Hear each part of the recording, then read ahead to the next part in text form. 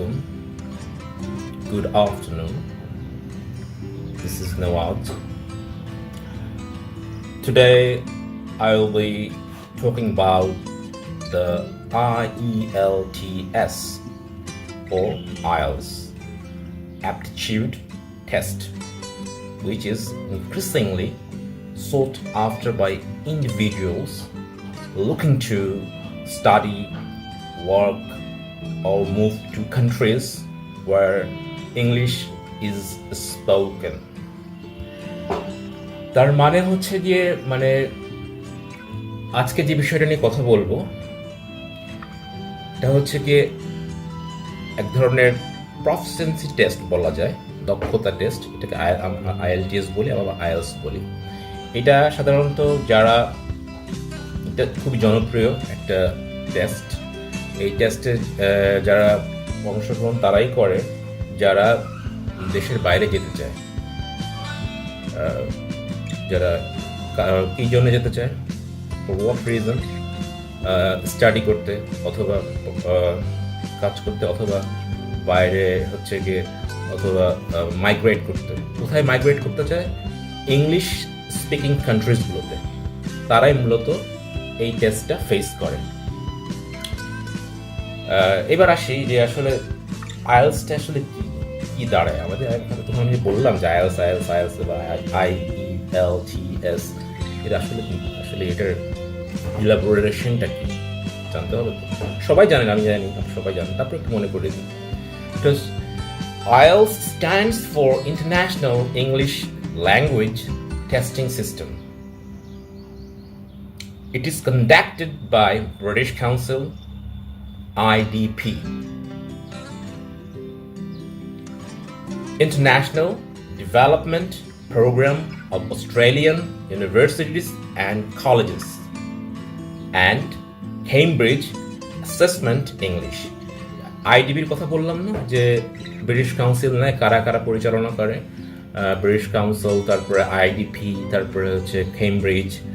এই আইডিপির ইলাবোরেশনটা হচ্ছে এটা আমরা অনেকে জানি, আবার অনেকে জানি না। এই জন্যই আমি আলোচনা করলাম।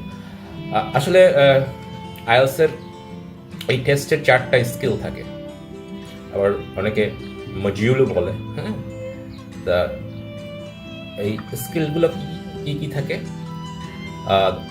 It has 4 skills: speaking, listening, reading, and finally writing. আজকে আমরা যে জন্য কথা বলবো, যেটা নিয়ে কথা বলবো, সেটা হচ্ছে গিয়ে একটা মডিউল নিয়ে কথা বলবো। সেটা হচ্ছে ধারণা দেব, সেটা হচ্ছে স্পিকিং টেস্ট ফরম্যাট নিয়ে, একটা অ্যান ওভারভিউ কীভাবে হয় আসলে, এবং তারপরে আমরা আস্তে আস্তে এগোবো। হয়তো ভিডিওটা একটু লং হতে পারে। আসি এবার কি, the IELTS speaking test format is quite simple.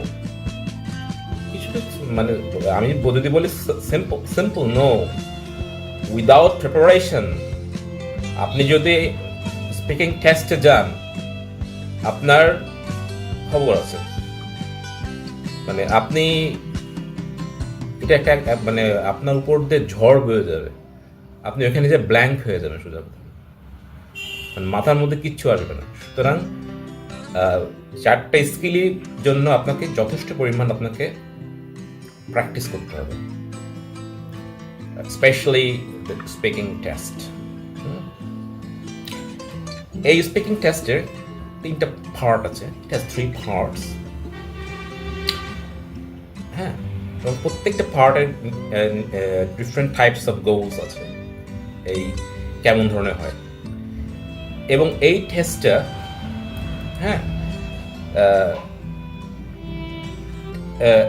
11 থেকে 14 মিনিটের মধ্যে হয়। 14 মিনিটের মধ্যে আপনি হচ্ছে গিয়ে এই টেস্টটা হচ্ছে কি আপনার সম্পন্ন হয়। The whole test will last 11 to 14 minutes. এর মধ্যে আপনার এই টেস্টের এই সময়ের মধ্যে আপনাকে টেস্ট টেকার আপনাকে আটকে রাখবে। আপনি বের হতে পারবেন না। যেহেতু এটা 3টা পার্ট এই স্পিকিং টেস্টের এই ফরম্যাটের, প্রথম পার্টে যেটা হয় সেটা হচ্ছে গিয়ে আপনাকে প্রথমে যেটা কি করে সেটা হচ্ছে আপনার যদি ডকুমেন্ট চেক করবে, মানে ডকুমেন্ট বলতে আপনার পাসপোর্ট, এটা চেক করবে, সে এই করবে। তারপরে কিছু কি করবে, test taker will ask you a few introduction questions. Then questions about on 2 or 3 different types related to you and your life. মানে 2-3টা থেকে বহুত প্রশ্ন করতে পারে, ওই ভিন্ন কিছু ডিফারেন্ট টাইপের। এটা আপনার সম্পর্কে হতে পারে, আপনার জীবন সম্পর্কে হতে পারে। এই গেল প্রথম পার্টে। দ্বিতীয় যে পার্টটা আসবে, এই পার্টে কি করে, এই পার্টটা হচ্ছে গিয়ে ইটস লং টার্ম, মানে অনেক বড়, where you have 1 to 2 minutes to talk about a topic you will be given in the test. আপনাকে সেই টেস্ট 1 থেকে 2 মিনিট সময় দেবে। এইটা টেস্ট টেকার আপনাকে একটা যে কোনো একটা সাবজেক্টের উপরে, যে কোনো একটা বিষয়ের উপর বলার জন্য আপনাকে বলবে, এবং সেখানে কিছু প্রম্পটস থাকে। প্রম্পটস বলতে আমরা বুঝি হচ্ছে হিন্টস বা কিউজ বলতে, যেহেতু বহুবচন নিশ্চিত, মানে বহুবচন বললাম, কিউজ মানে হচ্ছে কোয়েশ্চেন্স থাকবে বা ইঙ্গিত, হিন্টস থাকবে বা ইঙ্গিতগুলো থাকতে পারে, সেগুলো আমরা পরে আলোচনা করবো। সো এই সময় কি হবে, you have 1 minute to prepare yourself. এটা গেল পার্ট 2-তে। এইটা 2 মিনিট আপনাকে বলতে হবে, আপনাকে টেস্ট টেকার যেটা বলবে, টেস্ট টেকার আপনাকে যা দিবে সেটা করে আপনাকে 2 মিনিট বলতে হবে। তার আগে আপনি 1 মিনিট সময় পাবেন, এই 1 মিনিটের মধ্যে আপনি নিজেকে প্রস্তুত করবেন, তারপরে আপনার সময় শুরু হবে। আর যেটা ফাইনাল যে পার্ট যেটা আছে, যে part 3 is a deeper conversation based on the topic you talked about in the part 2. এইটা হচ্ছে গিয়ে, এই পার্ট 3টা হচ্ছে খুব গভীরতম হচ্ছে গিয়ে কনভারসেশন, মানে কথোপকথন। এবং এইটার পরে 4-5-6 বা অনেক 6টা কোয়েশ্চেন করতে পারে, কিন্তু কোয়েশ্চেনের খুব ব্রডলি আনসারগুলো দিতে হবে, এবং সেই কোয়েশ্চেনগুলো কোথা থেকে আসবে, আপনি আগে পার্ট 2-তে যেটা পড়ে বলে আসছেন তার উপর ভিত্তি করে টেস্ট টেকার আপনাকে এই কোয়েশ্চেনগুলো করবে। আগে বলে দিলাম যে 14 থেকে 15, 11 থেকে 14 মিনিট বা 11 থেকে 13 মিনিট, 12 মিনিট, 14 মিনিট, এরকম আপনাকে আটকে রাখতে হবে। সেটা টেস্ট টেকারের উপর নির্ভর করবে। এবার আজকে যে কাজটা করব সেটা হচ্ছে যে কোনো একটা, আজকে পার্ট 2 নিয়ে আলোচনা করব। মনে করেন আপনাকে টেস্ট টেকার একটা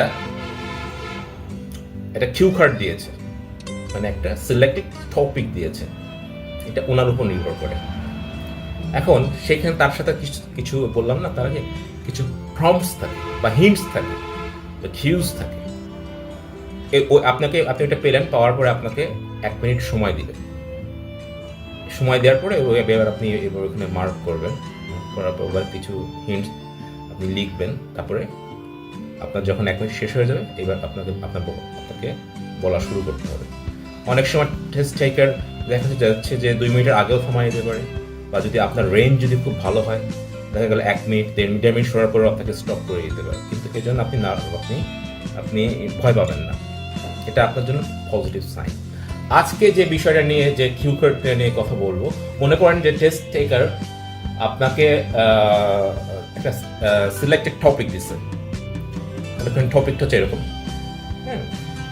very common topic. Describe your favorite flower.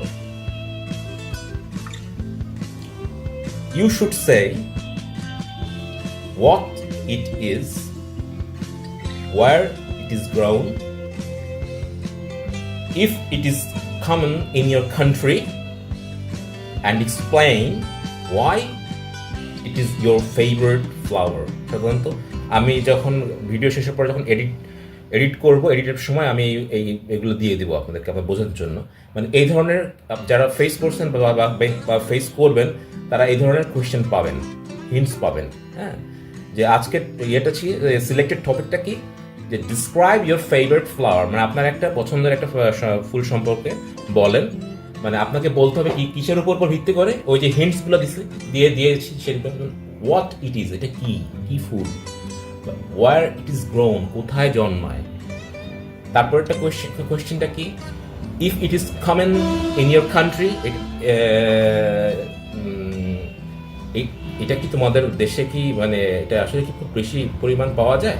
হ্যাঁ, যদি পাওয়া যায় তাহলে and explain why it is your favourite flower, তাহলে ব্যাখ্যা করো কেন এটা তোমার প্রিয় ফুল।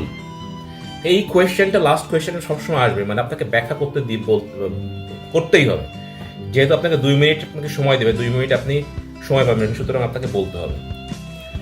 আমি একটা স্যাম্পল আনসার দিয়ে দিচ্ছি, এটা আপনারা ফলো করতে পারেন। এখানে একটার মতো হয়তো ইডিওমেটিক এক্সপ্রেশন পাবেন। কখনো আনসারগুলো স্যাম্পল আনসারগুলো মুখস্থ করতে যাবেন না, কারণ মেমোরাইজ যখন করবেন, test taker they are very clever and wise. হ্যাঁ, আপনি যদি মেমোরাইজড আনসার দেন, দে উইল আন্ডারস্ট্যান্ড যে আপনার আনসার যেটা আপনি দিচ্ছেন এটা মেমোরাইজড আনসার, আপনি মুখস্থ করা বুলির মতো বলছেন। সুতরাং এখানে মুখস্থ করা যাবে না, আপনার ভিতরে গ্রামাটিক্যাল রেঞ্জ থাকবে, ভোক্যাবুলারিজ থাকবে, হ্যাঁ, রিলেটেড ভোক্যাবুলারিজ যেটা সেটা থাকবে, সাজানো থাকবে, বা আপনার কাছে ইনফরমেশন থাকবে। আপনাকে প্রথমে আগে যেটা করতে হবে সেটা হচ্ছে কি, আপনাকে আগে একটা আইডিয়া জেনারেট করতে হবে। এই আইডিয়া জেনারেশনটা খুব very important for speaking test. হ্যাঁ, কারণ আইডিয়া যদি জেনারেট করতে না পারেন তাহলে আপনি বলতে পারবেন না।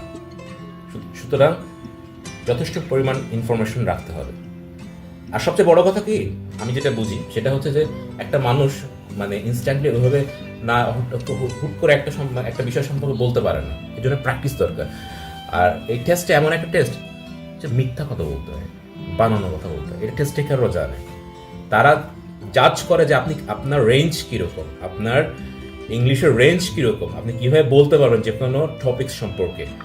যে আপনি যে মিথ্যা কথা বলতেছেন এটা তারা খুব ভালো করে জানে। সুতরাং এখানে মিথ্যা কথা বলা শিখতে হবে। মিথ্যা কথা বলা শিখতে হবে মানে এই না যে ওইটা না, মানে আপনাকে সেন্টেন্স মেকিংটা জানতে হবে, এবং সাথে সাথে you have to generate the precise idea. ঠিক আছে, এটা আপনাকে অবশ্যই জানতে হবে এবং সেইভাবে সাজাই আপনাকে বলতে হবে, অর্গানাইজড ওয়ে। হ্যাঁ,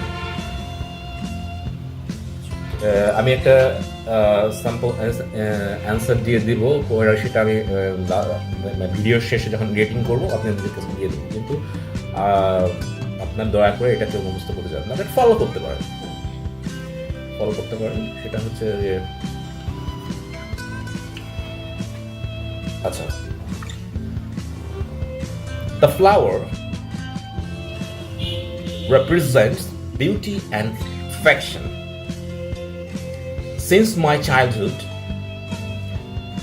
I've heard from my elders that a person who doesn't appreciate flowers might have a darker side. Anyway, the flower I am referring to is definitely bougainvillea, also known as paper flower. In Bengali, it is called Bagan Bilash. This flower typically grows in warmer regions and comes mainly in red or purple shades. It produces blooms in clusters. We can also use it for bonsai gardening. Additionally, it's easy to care for since it flourishes in ample sunlight. I adore this flower because it radiates like the sun.